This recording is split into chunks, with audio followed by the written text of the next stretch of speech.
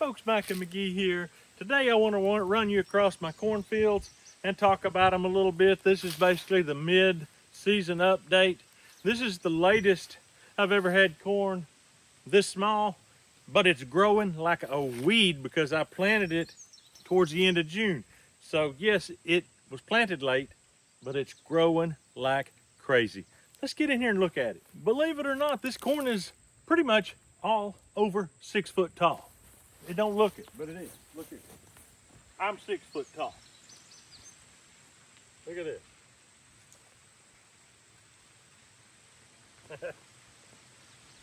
I can touch 8 feet, and those leaves when they stand up are right about 8 feet, and that is crazy that they grow that fast. We're just right now getting into August. These things still have a lot of good warm weather to go. It's not going to be any trouble for them to mature good enough for silage and, I believe, ear corn. But in the last, I would say in the last week, we've gone through a gamut. This corn has took me through the emotion, let me tell you. First of all, when I planted the soybeans, it stopped drying like you turned off the spigot. And it got so dry that by the time we dug our potatoes over here and I started tilling, it was like a powder keg. The soybeans didn't even come up. Look at this right here right now. The soybeans are just starting to sprout because we got the rain we needed. Look here. I mean, when it started raining, it rained nice and hard. It came down. There was no wind. I was bush hogging because I like to do a lot of my bush hogging when it's raining or at least wet. That way the seeds from the weeds don't come in and clog the radiator. It's unbelievable how that it'll overheat your tractor. It was going great. Well, it started raining so hard, I was dry from about here up. Everything else was soaking wet. But it's summertime, it felt fine. I just kept it going, and I literally bush hogged all day long. Well, it was beautiful. It sat on those fields. The thing that I really was the most impressed about was how my terraced field here on the hillside did not run water. It stood full of water. The water stayed there. Having them leveled out every 15 feet or so really paid off. I'm telling you what's the truth. I was tickled pink. Absolutely tickled pink. And the way I built these was just every year when I plowed downhill. And that leveled it out. And then I would drop down, plow downhill. It's unbelievable. I've never seen anybody do that or even explain how to do it. I just kind of stumbled upon it. And now I've got the soybeans coming up in wonderful numbers here because of such a soaking rain. That was absolutely epic in my opinion, which I think is right. It won't be, in about a week, this will be covered in green. Absolutely covered in green. A few weeds will come up, but not very many, and they're going to be smothered out by the soybeans. Soybeans grow very aggressively, and they also produce the nitrogen, which is what I'm after. That's what I'm putting in here. Obviously, this is my deer hunting side of the property. A deer will eat quite a lot of these, but I planted them thick. We've got plenty to share. Unlike corn with the raccoons, we're willing to share. So, we might put a deer in the freezer, but no big deal. That's what they're there for. This here is my Danny corn. It's the corn I'm very excited about this year because it came from a different homestead and they have been producing this corn for a while. I'm excited to try it. He said it requires 150 pounds per acre of nitrogen to produce a full crop. I don't know how, I can't measure the nitrogen I put in the soil, but I did a full, deep, heavy crop of soybeans followed by a good, nice crop of crimson clover. That potentially could be 200 pounds per acre, but you know, some is gonna dissipate and it's not gonna all last, but I think I've got it covered. I'm gonna be watching it to see how it does. Drop down in the comments and let me know if you think I need to side dress it. I don't think I do. I can't imagine it calling for more nitrogen than my own corn that also grows 15, 16 foot tall sometimes. Last year we had a 16-footer. Anyway, pretty excited about it. You see this right here leaning over a little bit? Well, the day after that rain came, it all broke loose. In the night, we had a storm, and when I came over here the next morning, I couldn't believe what I was seeing.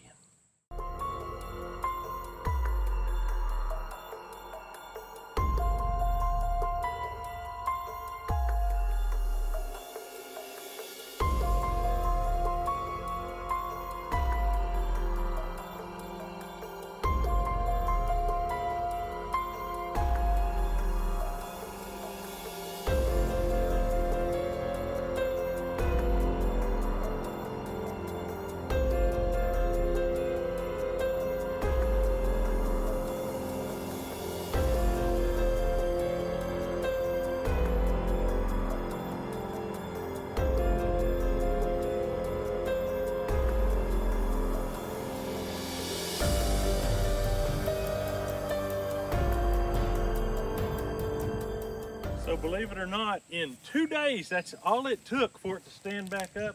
I wasn't too terribly concerned because I know how corn is at this stage of the game.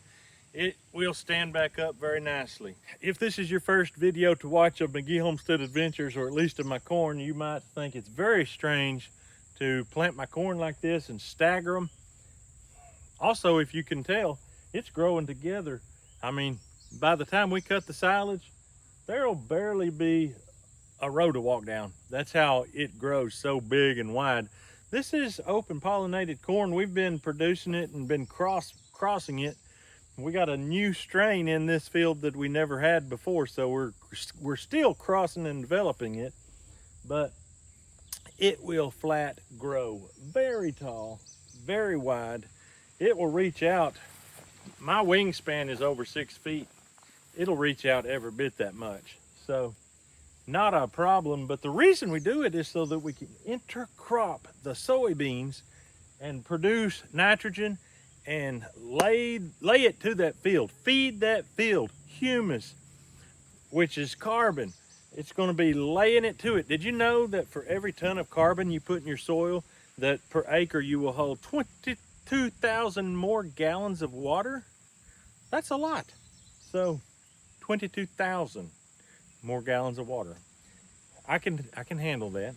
So anyway, that's one thing that is really good. This ground really soaked up that rain.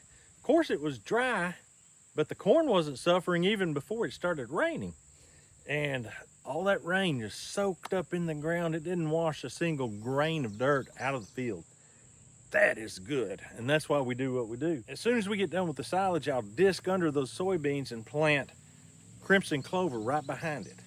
Talk about a double whammy of nitrogen. That is good stuff. And then we'll plow it under in the spring, plant the corn, and do it all over again. I've had corn in these fields every year for 8 years or thereabouts, never needing to go off season to plant something else in a rotation in the summertime, because I rotate it in the winter and I do a double crop. So it's unbelievable what you can do with a field if you'll manage it properly. I am tickle pink with this. To me, color looks on point. The growing speed, I mean, it's literally growing unbelievably fast. You just watched my cultivation video just last week or something like that, and that's basically how fast it's growing. I can't keep up with it even in my brain. I come over here and see it just about every day, and it still blows me away. They're going faster than my boys. One of my next projects is to come in here with the boys and trim all these trees back. At least chop and drop. I may burn, I don't know, but I've got to get them cut down. You can see my deer blind. I can't even see out of my deer blind anymore. Last year was tough. We had some decent shooting lanes, but there was a lot of lost country that we couldn't see to shoot. Well, it's worse than ever now. It's like doubled in size. So I got to get in there, trim that back so that I can hunt that cornfield. And there's a lot over this cornfield up here as well. So I've got to do a lot of cleaning up before deer season hits, and that's just right around the corner. All right, this is the field that is directly in front of my deer blind. This will all be harvested for silage. Go back in with crimson clover. It makes a super field to hunt over. And this is my most fertile field. This is the field that grows my best corn.